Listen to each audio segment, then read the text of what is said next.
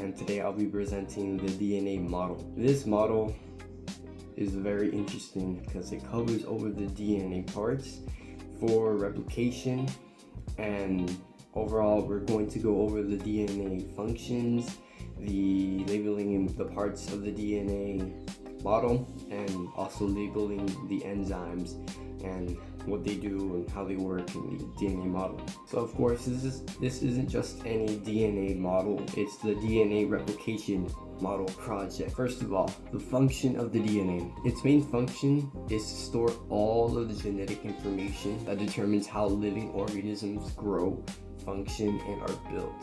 DNA contains the instructions for making proteins, and those proteins control almost everything that happens inside an organism. During replication, DNA makes an exact copy of itself, so its cells can divide and pass on the same genetic information. Now, labeling the parts of the DNA model. Sugar phosphate backbone.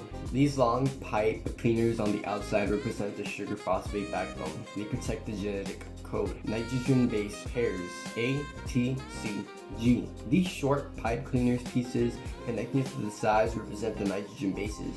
A pairs with T, G pairs with C. A stands for adenine, T stands for thymine, C stands for cytosine, and G stands for guanine. The double helix. Honestly, this had to be one of the most, if not the most difficult process I had during this project. I had a very hard time making the double helix shape. But what is the double helix shape, and what is its structure and its process and overall idea? Well, the whole structure twists into a double helix shape, which is the natural shape of the DNA. Leading and lagging strands. This smooth continuous strand is the leading strand. This segmented side is the lagging strand where Okazaki fragments form. RNA primers. These beads show the RNA primers that ribose lays down to start the DNA synthesis. Now for the enzyme. First of all, we have the helicase. This enzyme unwinds and unzips the DNA by breaking the hydrogen bonds between bases, creating the replication fork. The primase. This enzyme lays down short RNA primers. These primers tell DNA polymerase where to start building the new strand. The DNA polymerase. This enzyme adds new nucleotides to build the new DNA strand. It works continuously on the leading strand and in fragments on the lagging strand. The DNA ligase. This enzyme connects the Okazaki fragments on the lagging strand, sealing the DNA into one continuous piece. In general, that's all that is presented in this DNA model. Of course, it could be even a lot more detailed because obviously when we're talking about biology, there's a lot of things going on inside of every biology. But in general, that's pretty much it for today's project. I had a good time doing this, also a stressful time, but it was very enjoyable,